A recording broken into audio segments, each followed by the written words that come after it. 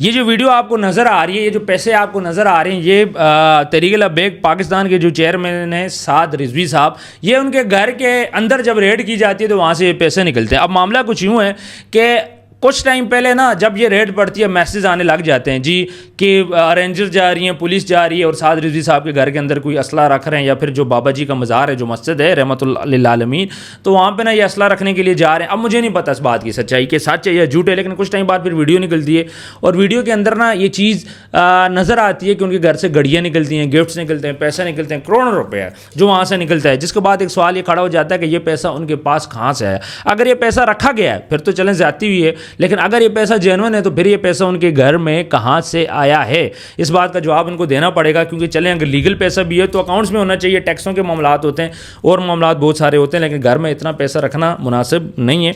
तो इस बात का जवाब अब इनको एक तो देना पड़ेगा, दूसरी साइड पर उनके घर वालों को भी गिरफ्तार कर दिया गया है। इस टाइम पर लाहौर के अंदर हालात अच्छे नहीं हैं। फिर लाहौर से जब ये काफ़िला बढ़ रहा है तो काफ़िला बढ़ते बढ़ते अब मुरीद के क्रॉस कर चुका है। अब सुबह किस टाइम ये काफ़िला कहाँ पे पहुँचता है, पिंडी इस्लामाबाद जैम है, सड़कें हमारी बंद हैं, कंटेनर रखे हुए हैं, बाहर निकलो तो ऐसा लगता है जैसे कर्फ्यू का आलम है।